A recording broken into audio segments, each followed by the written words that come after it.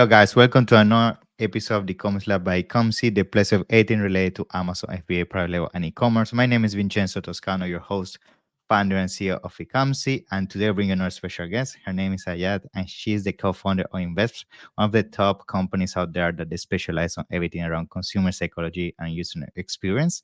And that's why I wanted to bring Ayat today to the podcast, because we know when it comes to e-commerce, conversion is king.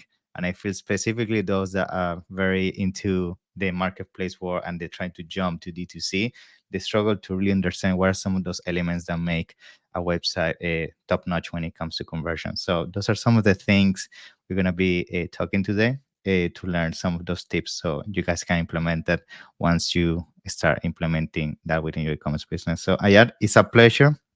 Thank you so much Glad to for be coming here. to the show. How you doing? Great, doing well. Thank you for having me. Thank you so much for being here. I was having a look at your background, and you have like over 18 years of experience when it comes to this. So I can't wait to learn from you. I think understanding the psychology behind the consumer that you're trying to sell to is the main thing, right? Because I feel all the time people focus so much on only having the right product or the right advertisement strategy, but they don't really understand the psychology behind that niche. And I'm very intrigued to learn what are some of those tips or strategy to do that within your e-commerce business.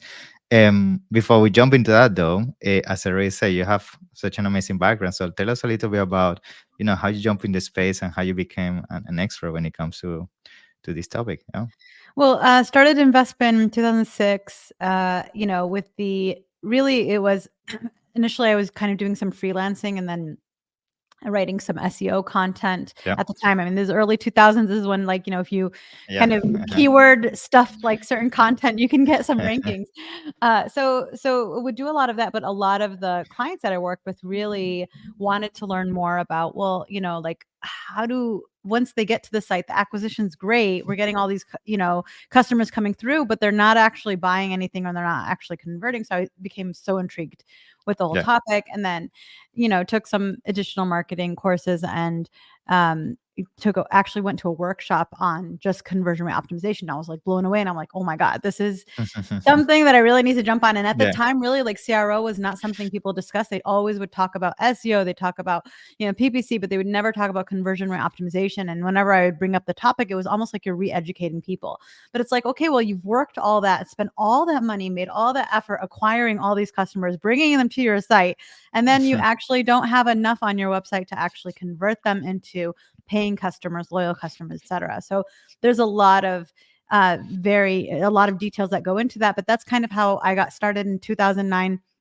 I co-authored with my business partner a book on conversion rate optimization. It's an Amazon bestseller. It's called literally Conversion Optimization: The Art and Science of Persuading Visitors into Customers. And then I've been speaking also across the world. Really, even last year I was in um, Bucharest Nice. and kind of some other places just to kind of talk about conversion rate optimization. So it's been really amazing. I mean, been an amazing ride. It's a wonderful field to be in because there's so much that goes into everything that we do.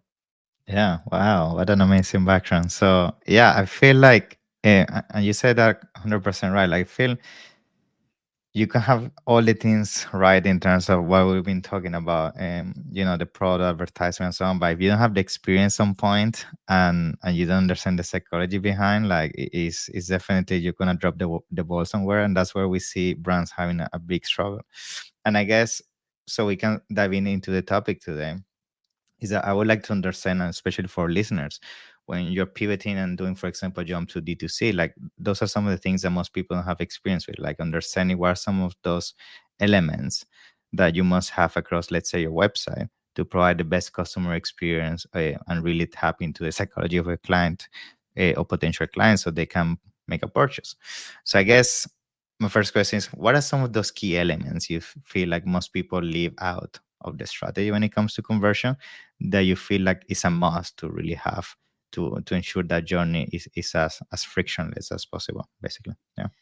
Yeah. So there's a couple of things that are really important. I think number one is when you're kind of making that migration, a lot of companies have what I think they suffer from the Amazon effect, which is like this Yes. effect of like trying to make their site as close to Amazon.com. But the reality is, look, you have a unique value, you have a unique brand.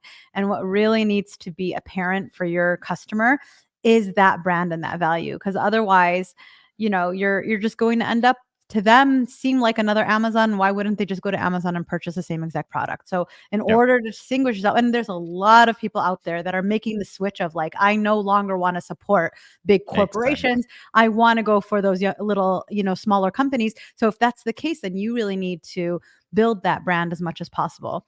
So that's the one thing I would say is that, don't hesitate. Don't sit there and just copy everything that you see on Amazon and think, well, this is it. This is what I have to do. Like this is the holy grail, and I have to Yeah. follow this because it really isn't. And I've seen so many companies that follow the same formatting and look and feel of Amazon, and they end up really just hurting themselves.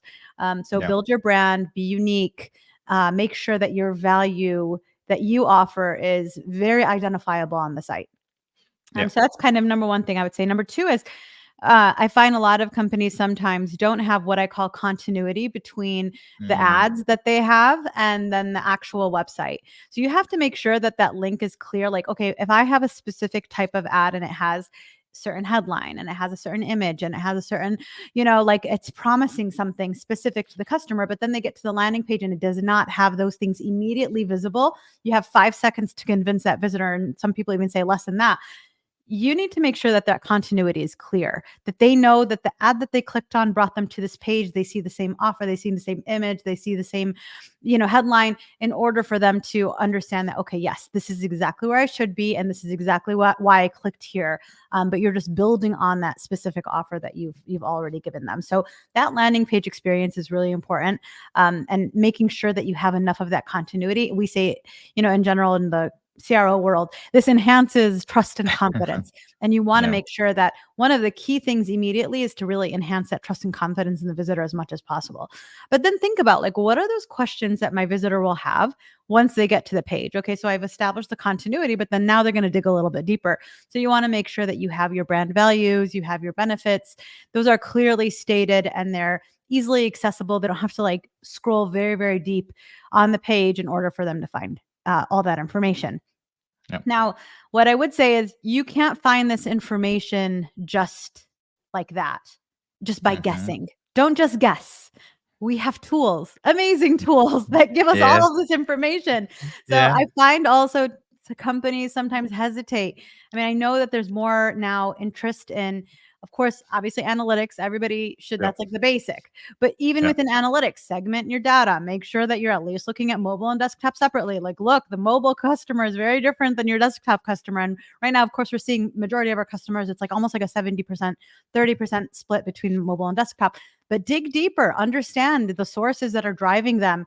What are those pages that they're landing on? What is that experience like? Where are they dropping off? What are the high exit rates? What's the page value for all your visitors throughout the site, throughout the funnel, on on the devices separately? Those are all really some key questions. But then also there's some tools that give you heat mapping. I can figure out how deep my visitors Hmm. are scrolling. We use, so I am co-founder of Invest, but I'm also co-founder of a tool called FigPie. Okay. FIGPII. And it's basically heat mapping, session recording, polling, and then also on top of it, A/B Yeah. testing. Because most Nice. tools, for example, like if you have like the Hotjar versions that just offer the heat map, session recording, polling, but then you have like VWOs, which is like strictly A/B testing, and they have some hot heat map and session recording, but it's within the experiments. But this is kind of offers everything. But those are great tools, whichever you use. Hmm. It doesn't really matter. We're pretty Yeah. agnostic when it comes to tools, but use a tool because there's so much Exactly. information that you can get there, and you can learn a little bit more about the customer behavior, because that's one of the key things that you want to kind of understand. How are they navigating my site? What are they clicking on? Why are they clicking here? You can Yeah. start Yeah. asking questions once you find out this information. Yeah. That's super important. And let's start with the first point, actually, the continuity. I can't tell you how many times I see an ad.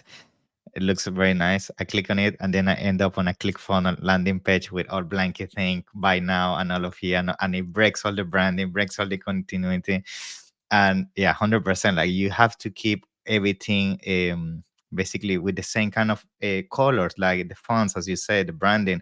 And I feel a lot of people really struggle with that. Like they get the ad sometimes right, which is the most difficult part, but then the landing page it's all over the place. And I think it comes down to something that you mentioned, that they don't really know, first of all, how to figure that out. So they might use some templates that are pre-made out there, and it's just a copy paste kind of strategy. They don't tailor that to their needs.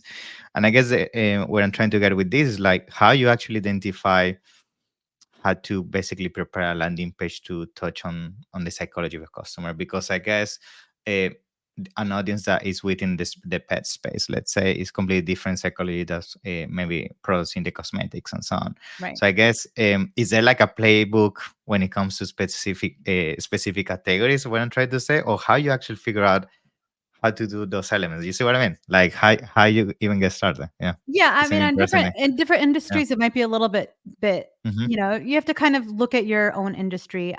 So one thing I'll kind of take a step back. When I'm looking at a site or I'm looking at a landing page, one of Hmm. the first thing I do before I jump into the optimization is, like I said, I look at those tools. I look at analytics, I look at heat map session Nice. reporting. I look at all that stuff just in order for me to kind of formulate where are the problem areas based on these tools. Mhm. But then Yeah. I also do user research because I want to hear directly from the customer. I mean, that is something that I have accessible to me. Customer data, they're going to tell me from their own mouths what are some of the, either the struggles or what brought them to the site or what they're looking for, etc. We actually conduct a very specific niche type of interview method called jobs to be done, and this helps Mm. us really, it kind of jumps into, because we're really eager to find out the social and emotional aspects that drive Yeah. a purchase. I Yeah. don't really I don't care about the functional because that's probably very easy for me to find out. Exactly. I want to find out the social and emotional aspect. And this is, again, across the board. So if I want to, whatever industry you're in, whatever vertical you're in, this is going to help me gauge a little bit deeper into, again, the really inside, that's the subconscious, that sometimes it's really hard to kind of pull data and information from the customer. They're going to tell me in their own words, what are those things, those drivers that brought them, why they selected your brand over other brands, etc. There's a whole Of science course. behind it. It's a certain type of customer, but all of that is going to really inform my strategy of how I'm going to Hmm. approach this page. What are the elements that I need to add on this page? What's Exactly. important? What's going to grab their attention? What's going to persuade them further?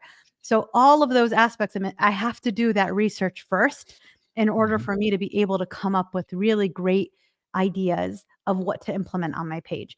And I would also say that, of course, as a conversion rate optimization company, we don't just go ahead and implement. We actually A/B Hmm. test everything that we do.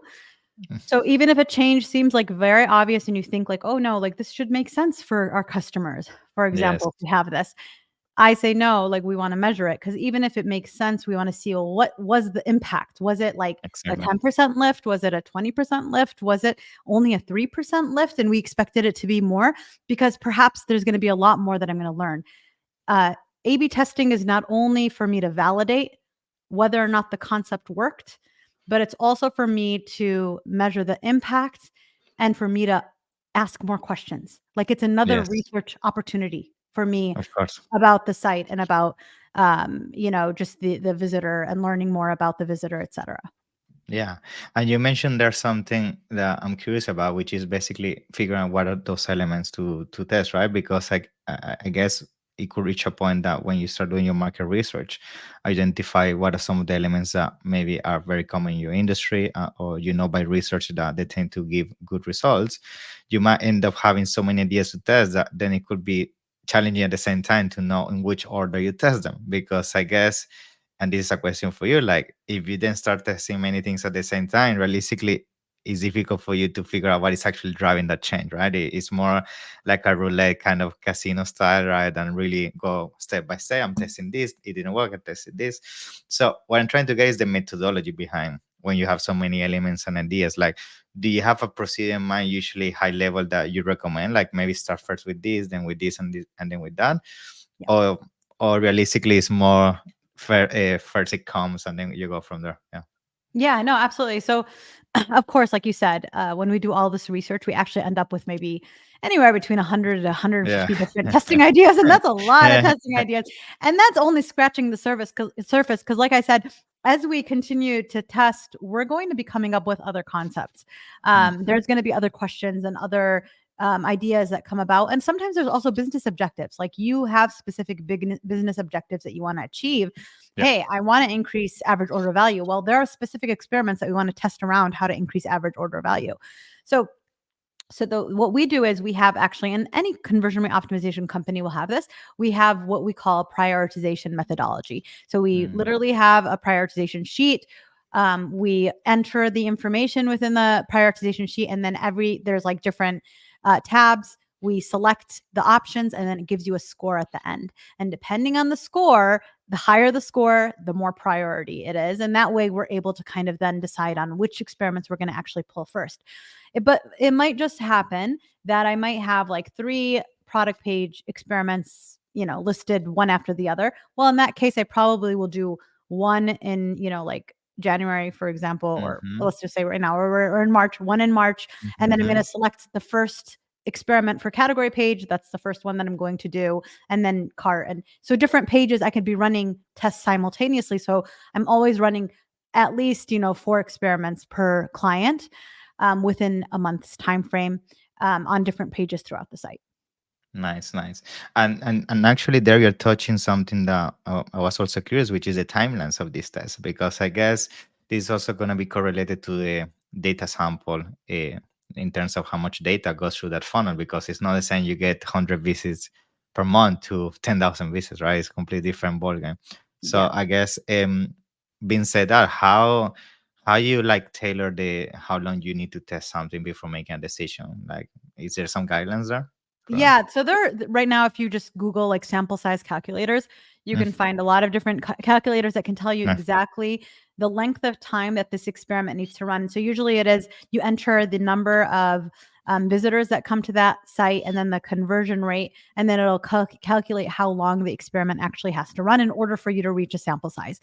Yes, of course. I mean, if you have really little traffic, of course, A/B mm, testing probably won't work. But I will tell you, if you have little traffic, there are two things that you can do. Well, number one thing that you can do is you can still do the research, and you can still figure out like what are the changes that need to happen on your site. You might not be able to run it through an A/B test, or if you'd like to run it through an A/B test, what you can do is you can run it through an A/B test, but have sub goals. So, like for example, rather than the goal being a final conversion or an order confirmation or whatever it is, mm, you can do like the next page. Like I just want mm. visitors to go from the home page to the product pages, for example. So that way, again, like if you have little traffic, sometimes you can still reach a sample size, a reasonable sample size to stop the experiment within 2 to 3 weeks and get a conclusive result. And that way, just by measuring visitors getting to one of the other pages on the site rather than the final goal. Okay, good. Now you also briefly mentioned before Hitmap, right? And Mhm. that's something I found super interesting because by, by going to multiple events and going to conference, sometimes you have people that talk about conversion, and sometimes you hear that story. Oh, just by changing the button from here to here, I had a 50% increase in sales, or just the color, small things that you wouldn't think they would create such a crazy jump on performance. And I guess it comes out to the psychology of how people navigate a landing page, right? And there's a Yeah. whole science behind that.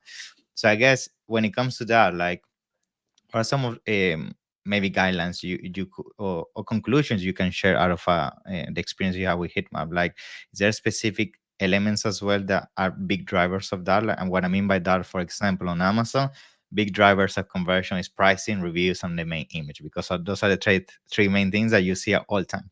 So I Right. guess on a landing page, there are things that are also a must, and it will be interesting to hear your take on that. Yeah. Yeah, absolutely. No, so I would tell you one thing though, is you just want to always be aware of clickbait kind of titles Mm, because, like in any industry, oh, just by changing the button, we got like yeah. 50, 75% increase in convert. I wish things were that easy.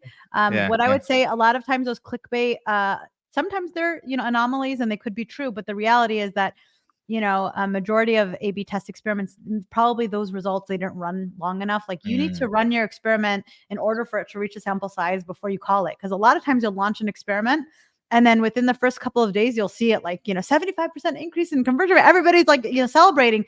But then as time goes on and you're getting closer to the sample size, it actually starts evening out a little bit more and the increase is a lot less. So And you want to make sure, again, it also is a statistically significant result. So there's so many different aspects that I would say that, you have to beware of those clickbaity kind of titles.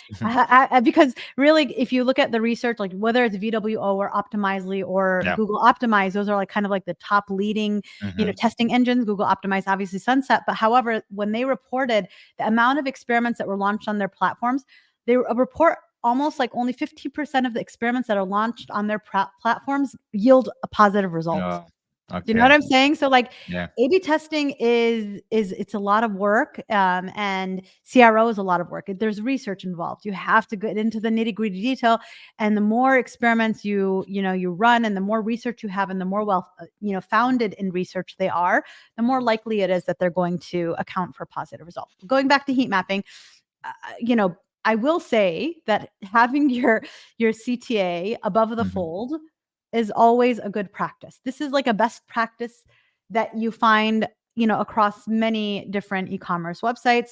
Just making sure that it's visible and across, above the fold, and perhaps even on mobile devices, sticky at the bottom of the page. We've found through doing lots of testing on this that majority of the time this yields a very positive result. Does it yield a positive result always? And should I just implement it? No, you should test Hmm. it. And the reason why is because it really depends on the type of product you're selling. For example, I'm selling something very expensive, furniture. I really need to get into the detail, sell them on it, provide them the description, tell them about the fabric, talk about all the details before I get them to actually click and purchase. So it's a different process. It's a different type of product, and perhaps moving that CTA above all of that information will not yield positive results for you. So you need to be really careful about how you approach the CTA Hmm. and what to do. And then also sometimes it's not about just changing like the CTA to like add to cart. Perhaps like, sometimes what we've done on some sites is, like we've tested with on a mobile site, for example, it's select size or select fabric or select blah, blah, rather than seeing like the main add to cart CTA immediately. So it is Hmm. asking them to take an action, but not an action that's immediately just adding the item. We want to make sure that we're walking them through the product, whatever it may be. Good. Um, so yeah, so I would just say that, like, so that's one thing for heat mapping. Another really key one is, so heat mapping, it shows you obviously like where visitors are clicking, but there's also the scroll map feature, which shows you how Mm. deep visitors are scrolling. So if you have really important information on your page, but you find out based on the scroll map that visitors Yeah. aren't getting to that very important information on your page, guess what? It might be worthwhile for you to test moving that information higher up on the page and seeing what type of an impact it has. So again, it's just about you kind of doing those first, setting them up, and then looking at that heat mapping and scroll map and see like, okay, where are they clicking? How deep are they scrolling? And then based on that information, can I formulate any experiments that are going to be worthwhile based on this data? Good. Now we also mentioned it on this point CTA, right? And basically you make a brief mention that we need to understand the benchmark of our niche, right? So for example, I know on platforms such as Amazon, you kind of can figure that out because Amazon gives you that data. But when you go out there, like realistically, some of this data might be difficult to get because you don't have access to the backend of your competitors. So some of the leading brands that are within your niche. So I guess what I'm trying to get here is how you actually know you're doing good or you're doing bad, like how you compare yourself. Because I guess, and this may be another a second question after the first one, like once you define, which we're gonna learn now, how you define that benchmark, then how you decide when you're gonna need to stop doing split testing, or actually you never stop doing A/B testing. Like, is that something you always do? Always Like, be testing. yeah, yeah, yeah. So, well, it's a really great question, but I would say like your benchmark is also always your control.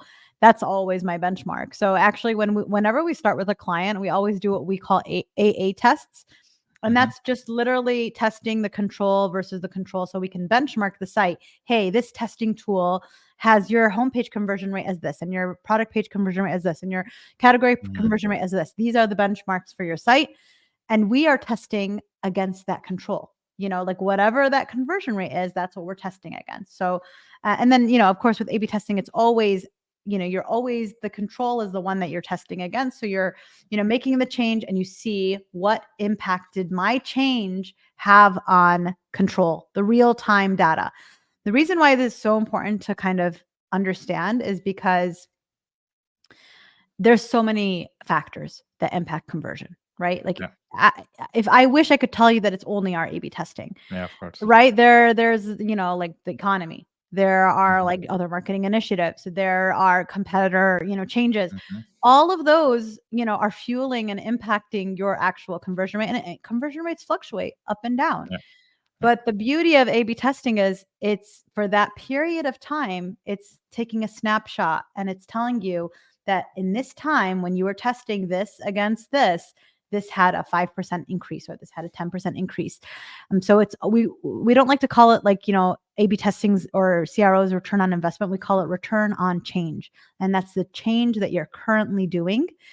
That's what we're showing you. We're showing you that snapshot of like this particular change, and your benchmark and your control is always what we're testing against, and we're always trying to improve that. Nice. Very good. Very good. Awesome. So, I mean, to be honest, we talked so many key points, and thank you so much. Like, even myself, I learned so many new things today. I'm sure people, though, might be, intrigued to learn more or even work with you with this, because, as I say, we have a ton of people, and even that reach out to me all the time, like, oh, I need to jump D2C, but I'm really struggling with figuring out what to do in terms of conversion, how to figure out the elements, and all of that. And I know your company specialize on that. So tell us a little bit about, how people can find you in the first place, and how does the process of working with you looks like? Yeah. So you can find me at my site, investcro.com. You can also find me on all socials, whether it's LinkedIn, Twitter, or even Instagram. Okay. And usually just search for my name and you'll find me. So the way that we work with companies, usually like, again, it's like a monthly retainer project. And we're usually, depending on the number of experiments that you want to run, 2, 4, 6, 8 experiments, the price but obviously changes as a result of that. Hmm. But we also do for smaller companies that, for example, are not ready to just jump into A/B testing themselves. We'll do something called a CRO audit, where we do all that research part that I'm telling you. We'll prioritize everything in the prioritization sheet. And all you have to do is actually just go ahead and implement the experiments yourself.